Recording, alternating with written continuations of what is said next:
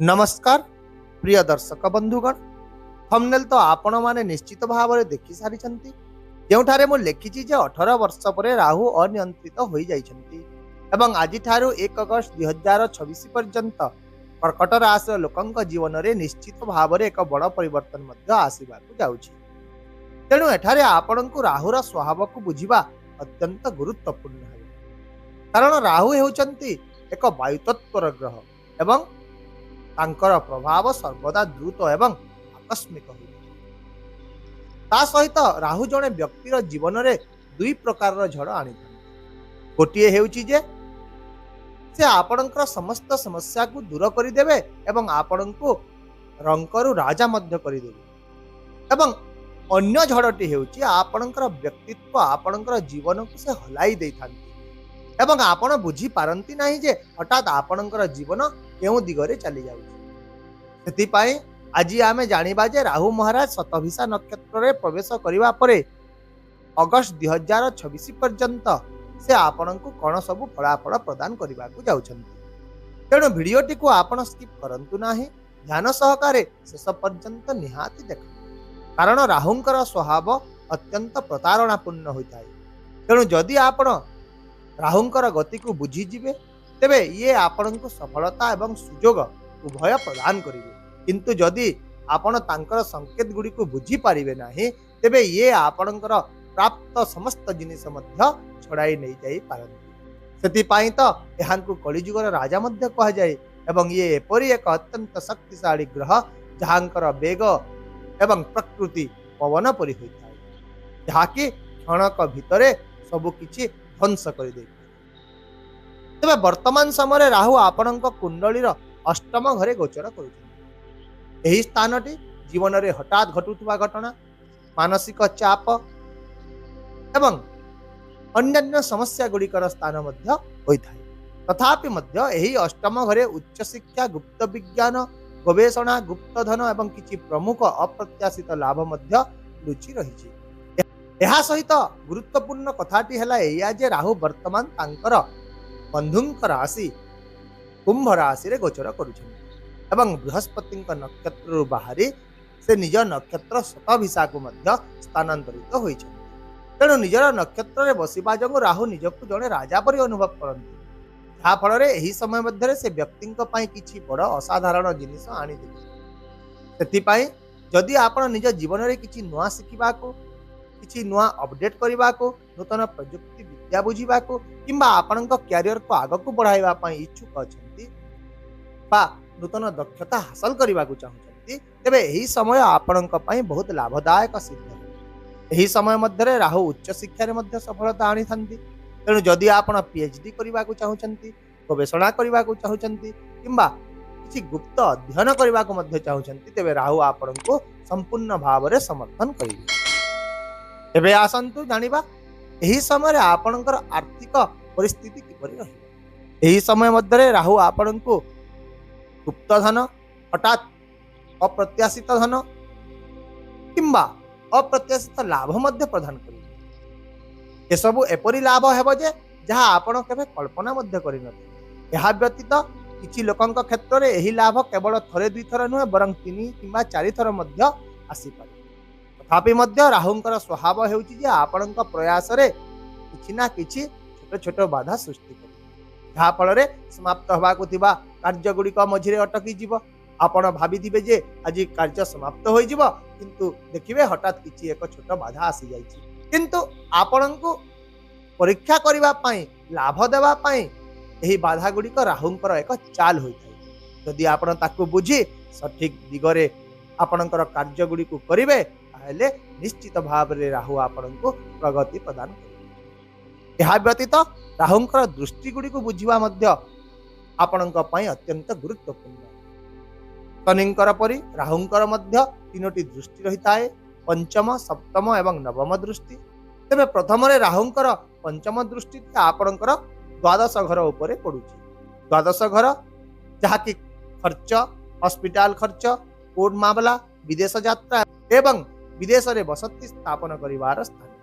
तेणु राहुंकर एही दृष्टि आपणको वैदेशिक व्यापार संबंधी क्षेत्र में बहुत भल सुजोग आनी देबो ଏହା ଛଡ଼ା ବିଦେଶ ଯାତ୍ରା, ବିଦେଶରେ ଅଧ୍ୟୟନ, ଜନସମ୍ପର୍କ କିମ୍ବା ରପ୍ତାନି ଆମଦାନୀ କ୍ଷେତ୍ରରେ ରାହୁ ଏହି ସମୟରେ ଆପଣଙ୍କୁ ଗୁରୁତ୍ୱପୂର୍ଣ୍ଣ ଲାଭ ପ୍ରଦାନ କରିବେ। କିନ୍ତୁ ଏହା ସହିତ ସେ ଆପଣଙ୍କର ଅନାବଶ୍ୟକ ଖର୍ଚ୍ଚ ଗୁଡ଼ିକୁ ମଧ୍ୟ ବୃଦ୍ଧି କରିବେ। କିଛି ଛୋଟ ଛୋଟ ଖର୍ଚ୍ଚ ଆସିବ, ଯେପରିକି ଡାକ୍ତରଙ୍କ ପାଖକୁ ବାରମ୍ବାର ଯିବା, କୌଣସି ରୋଗର ପରୀକ୍ଷା କରିବା ପରେ ରେଜଲ୍ଟ କିଛି ନ ବାହାରିବା, ଏସବୁ ହେଉଛି ରାହୁଙ୍କର ଲକ୍ଷଣ। କେବଳ ସେ ଖର୍ଚ୍ଚକୁ ହିଁ ବୃଦ୍ଧି କରିଥାନ୍ତି, କିନ୍ତୁ କୌଣସି ବଡ଼ ରୋଗ ପ୍ରଦାନ କରିନଥାନ୍ତି। ତେଣୁ ଆପଣ ଏହି ସମୟରେ ନିଜର ଖାଦ୍ୟ ଏବଂ ଦୈନନ୍ଦିନ କାର୍ଯ୍ୟ ଉପରେ ବିଶେଷ କରି ଧ୍ୟାନ ଦିଅନ୍ତୁ, ଯୋଗ ଧ୍ୟାନ କରନ୍ତୁ ଏବଂ ଯଦି ଆପଣ ନିଜର ସ୍ୱାସ୍ଥ୍ୟ ପ୍ରତି ଟିକିଏ ଧ୍ୟାନ ଦେଉଛନ୍ତି ତାହେଲେ ଆପଣଙ୍କ ପରିସ୍ଥିତିରେ ଉନ୍ନତି ମଧ୍ୟ ଆସିବ। ସେହିପରି ରାହୁଙ୍କର ସପ୍ତମ ଦୃଷ୍ଟି ଏବେ ଆପଣଙ୍କର ଦ୍ୱିତୀୟ ଘରେ ରହିଛି। ଦ୍ୱିତୀୟ ଘର ହେଉଛି ଆପଣଙ୍କର ବାଣୀ, ଆପଣଙ୍କର ପରିବାର ଏବଂ ଆପଣଙ୍କ ଧନର ଘର, ଯାହାଫଳରେ ରାହୁ ଏଠାରେ ଆପଣଙ୍କର କଥାକୁ ବହୁତ ପ୍ରଭାବଶାଳୀ କରିଦେବେ। ଆପଣଙ୍କର କଥା ଏତେ ଶକ୍ତିଶାଳୀ ହୋଇଯିବ ଯେ ଆପଣ ନିଜର ବାଣୀ ଦ୍ୱାରା ଆପଣଙ୍କର ସବୁଠାରୁ ଖରାପ ସମସ୍ୟାକୁ ମଧ୍ୟ ସମ୍ଭାଳି ନେବେ। ପରିବାରରେ ଆପଣଙ୍କର ସମ୍ମାନ ବୃଦ୍ଧି ପାଇବ। ତଥାପି ରାହୁଙ୍କର ସ୍ୱଭାବ ଏପରି ଯେ ଇଏ କୌଣସି ବି ସ୍ଥିତିରେ 100% ଶୁଦ୍ଧ ଫଳାଫଳ ଦିଅନ୍ତି ନାହିଁ, ସେ ସବୁବେଳେ ମିଶ୍ରିତ ଫଳାଫଳ ହିଁ ଦେଇଥାନ୍ତି। ତେଣୁ ଏହି ସମୟରେ ପ୍ରତ୍ୟେକ ଆର୍ଥିକ କାର୍ଯ୍ୟକଳାପରେ ସତର୍କତା ନିହାତି ଭାବରେ ଆପଣ ଅବଲମ୍ବନ କରନ୍ତୁ। ଆଉ ମଧ୍ୟ ଏହି ସମୟରେ ଲୋଭରେ ପଡ଼ି କାହାକୁ ଟଙ୍କା ଧାର ଦିଅନ୍ତୁ ନାହିଁ, କାହାର କଥା ଉପରେ ନିର୍ଭର କରି ଟଙ୍କା ଧାର ଦିଅନ୍ତୁ ନାହିଁ। କୌଣସି ଟଙ୍କା ଦ୍ୱିଗୁଣିତ ହୋଇଯିବା ପରି ଯୋଜନା ହେଲା କିମ୍ବା ଅନଲାଇନ୍ ବାଣିଜ୍ୟ କିମ୍ବା ଶୀଘ୍ର ଲାଭ ଯୋଜନାରେ ମଧ୍ୟ ଆପଣ ପଡ଼ନ୍ତୁ ନାହିଁ। ନଚେତ୍ ରାହୁ ପ୍ରଥମେ ତ ଆପଣଙ୍କୁ ଟଙ୍କା ଅନେକ ଦେବେ, ଲୋଭ ସୃଷ୍ଟି କରିବେ, କିନ୍ତୁ ଯଦି ଆପଣ ଲୋଭୀ ହୋଇଯିବେ ତେବେ ସେ ସେହି ଟଙ୍କାକୁ ଫେରାଇ ମଧ୍ୟ ନେବେ ଏବଂ ବେଳେବେଳେ ଏପରି କିଛି ହେବ ଯେ ଆପଣ ନିଜର ସଞ୍ଚୟ କରିଥିବା ଟଙ୍କା ମଧ୍ୟ ହରାଇ ବସିବେ। ତାହେଲେ ଏବେ ଜାଣିବା ରାହୁଙ୍କର ତୃତୀୟ ନମ୍ବର ଦୃଷ୍ଟି ଅର୍ଥାତ୍ ନବମ ଦୃଷ୍ଟି ବିଷୟରେ, ଯାହାକି ବର୍ତ୍ତମାନ ସମୟରେ ଆପଣଙ୍କର ଚତୁର୍ଥ ଘରେ ପଡ଼ୁଛି। ଚତୁର୍ଥ ଘର ଜନସାଧାରଣ, ଆପଣଙ୍କର ଲୋକପ୍ରିୟତା, ଆପଣଙ୍କର ମାତା ଏବଂ ପୈତୃକ ସମ୍ପତ୍ତିକୁ ପ୍ରତିନିଧିତ୍ୱ କରିଥାଏ। ତେଣୁ ଏହି ଦୃଷ୍ଟିଟି ଆପଣଙ୍କୁ ଜନସାଧାରଣଙ୍କ ମଧ୍ୟରେ ସମ୍ମାନ ଆଣିଦେବ। ଯଦି ଆପଣ ରାଜନୀତି କରୁଛନ୍ତି ତେବେ ଲୋକଙ୍କ ଦୃଷ୍ଟିରେ ଆପଣଙ୍କର ପ୍ରତିଛବି ଦୃଢ଼ ହେବ, ଭୌତିକ ସୁଖ ସୁବିଧା ବୃଦ୍ଧି ପାଇବ। ଯଦି ଆପଣଙ୍କର ଘର, ଗାଡ଼ି କିମ୍ବା ସମ୍ପତ୍ତି କିଣିବା ପାଇଁ ଇଚ୍ଛା ରହିଥିଲା ତେବେ ସେଗୁଡ଼ିକ ମଧ୍ୟ ପୂରଣ ହେବ। ଏହାର ମଧ୍ୟ ଗୋଟିଏ ବଡ଼ କାରଣ ରହିଛି ବନ୍ଧୁଗଣ। କାରଣଟି ହେଉଛି ରାହୁ ଅପବ୍ୟୟ ଖର୍ଚ୍ଚ ମଧ୍ୟ କରାଇଥାଏ ଏବଂ ଯଦି ଆପଣ ନିଜର ଟଙ୍କାକୁ ବୁଦ୍ଧିମାନ ଭାବରେ ବ୍ୟବହାର କରିବେ ନାହିଁ ତେବେ ତାହା ଅନ୍ୟତ୍ର କେଉଁଠି ଖର୍ଚ୍ଚ ହୋଇଯିବ। ତେଣୁ ଏହାକୁ ନଷ୍ଟ କରିବା ପରିବର୍ତ୍ତେ ଆପଣ ଭୌତିକ ସୁଖ ସୁବିଧାରେ ବିନିଯୋଗ କରନ୍ତୁ, ଯାହା ଆପଣଙ୍କ ପାଇଁ ବିଶେଷ ଭାବରେ ଭଲ ଏବଂ ଲାଭଦାୟକ ମଧ୍ୟ ରହିବ। ଆଉ ମଧ୍ୟ ଏହି ଦୃଷ୍ଟିଟି ସାଧାରଣତଃ ଆପଣଙ୍କର ମାତାଙ୍କ ସ୍ୱାସ୍ଥ୍ୟକୁ ମଧ୍ୟ ଉନ୍ନତ କରିବ। ଯଦି ମାଙ୍କର କୌଣସି ଏକ ବଡ଼ ସ୍ୱାସ୍ଥ୍ୟ ସମସ୍ୟା ଚାଲିଥିଲା ସେଥିରେ ଉନ୍ନତି ଦେଖିବାକୁ ମିଳିବ। ତା ସହିତ ମାଙ୍କ ସହ ଆପଣଙ୍କର ସମ୍ପର୍କ ମଧ୍ୟ ମଧୁର ହେବ। କିନ୍ତୁ ଏହି ସମୟରେ ପୈତୃକ ସମ୍ପତ୍ତି ସମ୍ବନ୍ଧୀୟ କୌଣସି ମାମଲାରେ ଆପଣ ତରବର ହୁଅନ୍ତୁ ନାହିଁ। କୌଣସି ଦଲିଲ ସ୍ୱାକ୍ଷର ଯଦି କରୁଛନ୍ତି ତା ପୂର୍ବରୁ ଶାନ୍ତ ମନରେ ଥରେ ପଢ଼ନ୍ତୁ, ବୁଝନ୍ତୁ ଏବଂ ତାପରେ ହିଁ ସ୍ୱାକ୍ଷର କରନ୍ତୁ। ତେବେ ସବୁଠାରୁ ଗୁରୁତ୍ୱପୂର୍ଣ୍ଣ କଥା ହେଉଛି ଯେ ଏହି ସମୟ ମଧ୍ୟରେ କେବଳ ଆପଣ ଅତ୍ୟଧିକ ଆତ୍ମବିଶ୍ୱାସକୁ ଏଡ଼ାନ୍ତୁ, ଲୋଭକୁ ଏଡ଼ାନ୍ତୁ ଏବଂ ଆର୍ଥିକ ମାମଲା ଗୁଡ଼ିକରେ କାହାକୁ ଅନ୍ଧ ଭାବରେ ବିଶ୍ୱାସ କରନ୍ତୁ ନାହିଁ। ସେଇଟା ଆପଣଙ୍କର ନିଜର ଲୋକ ହୋଇଥାଉ ନା କାହିଁକି, ପରିବାରର ଲୋକ ହୋଇଥାଉ ନା କାହିଁକି, ବନ୍ଧୁବାନ୍ଧବ ମଧ୍ୟ ହୋଇଥାନ୍ତୁ ନା କାହିଁକି, କାହାକୁ ମଧ୍ୟ ଏହି ସମୟରେ ବିଶ୍ୱାସ କରନ୍ତୁ ନାହିଁ। ଏହା ସବୁବେଳେ ମନେ ରଖନ୍ତୁ। ଯଦି ଆପଣ ଏହି ତିନୋଟି କଥାକୁ ମନେ ରଖିଦେବେ ତେବେ ରାହୁ ଆପଣଙ୍କ ଜୀବନରୁ ସମସ୍ୟା ଗୁଡ଼ିକୁ ଦୂର କରିଦେବେ ଏବଂ ଆପଣଙ୍କୁ ଏକ ନୂତନ ଶିଖରରେ ମଧ୍ୟ ପହଞ୍ଚାଇବେ। ଏବେ ଆସନ୍ତୁ କିଛି ବିଶେଷ ପ୍ରତିକାର ବିଷୟରେ ଆଲୋଚନା କରିବା। ଏହି ସମୟରେ ପ୍ରତିଦିନ ଅତି କମରେ ଗୋଟିଏ ମାଳା ଓಂ ରାଂ ରାହବେ ନମଃ ଏହି ମନ୍ତ୍ର ଜପ କରନ୍ତୁ। ଗୋଟିଏ ମାଳାର ଅର୍ଥ ହେଉଛି 108 ଥର।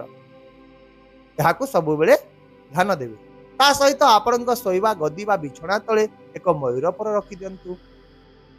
ଯେଉଁ ଘରେ ଶୋଉଛନ୍ତି ସେହି କୋଠରୀର ଦକ୍ଷିଣ ପଶ୍ଚିମ କୋଣରେ ଏକ କାଚ ପାତ୍ରରେ ସୈନ୍ଧବ ଲୁଣର କିଛି ଗୁଣ୍ଡ ରଖନ୍ତୁ ଏବଂ ପ୍ରତି ମାସରେ ଥରେ ତାକୁ ଚେଞ୍ଜ କରିଦିଅନ୍ତୁ। ପିମ୍ପୁଡ଼ିମାନଙ୍କୁ ମଧ୍ୟ ଅଟା ଖାଇବାକୁ ଦିଅନ୍ତୁ। ତା ସହିତ ଆଉ ମଧ୍ୟ ରାତିରେ 100ରୁ 150 ଗ୍ରାମ ଅଟାରେ ଅଳ୍ପ କିଛି ଚିନି ଏବଂ କଳା ରାଶି ମିଶ୍ରିତ କରି ରଖିଦିଅନ୍ତୁ ଏବଂ ସକାଳୁ ଉଠି ତାକୁ ନେଇ ଯେକୌଣସି ଏକ ଗଛ ତଳେ ଢାଳି ଦିଅନ୍ତୁ। ଦେଖିବେ ଏସବୁ ପ୍ରତିକାର କରିବା ଦ୍ୱାରା ରାହୁଙ୍କର କୁପ୍ରଭାବ ନିଶ୍ଚିତ ଭାବରେ ଦୂର ହେବା ସହ ଆପଣଙ୍କୁ ଭଲ ଫଳାଫଳ ମଧ୍ୟ ମିଳିବ। ତା ସହିତ ଏହି ପ୍ରତିକାର ଦ୍ୱାରା ରାହୁ ଶାନ୍ତ ମଧ୍ୟ ହୋଇଥାନ୍ତି।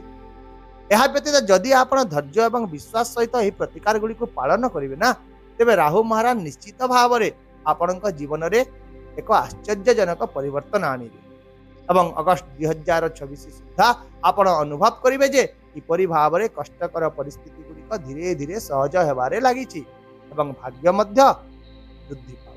ଆଶା କରୁଛି ମୋ ଦ୍ୱାରା ଦିଆଯାଇଥିବା ଏହି ସୂଚନା ନିଶ୍ଚିତ ଭାବରେ ଆପଣଙ୍କ ଜୀବନରେ ସ୍ପଷ୍ଟତା, ଦିଗଦର୍ଶନ ଏବଂ ଏକ ନୂତନ ଆଶା ଆଣିଦେବ। ଯଦି ଭିଡ଼ିଓଟି ଭଲ ଲାଗିଲା ତେବେ ଲାଇକ୍ କରନ୍ତୁ, କମେଣ୍ଟ କରନ୍ତୁ ଏବଂ ଆପଣ ଯଦି ଚ୍ୟାନେଲକୁ ଏପର୍ଯ୍ୟନ୍ତ ସବସ୍କ୍ରାଇବ୍ କରିନାହାନ୍ତି ତେବେ ଦୟାକରି ସବସ୍କ୍ରାଇବ୍ ମଧ୍ୟ କରିବେ। ଆସନ୍ତାକାଲି ପୁଣି ଦେଖା ହେବା ଆଉ ଏକ ନୂତନ ସୂଚନା ଭିଡ଼ିଓ ସହିତ। ସେ ପର୍ଯ୍ୟନ୍ତ ମୋତେ ବିଦାୟ ଦିଅନ୍ତୁ। ରହୁଛି। ନମସ୍କାର। ଜୟ ଜଗନ୍ନାଥ।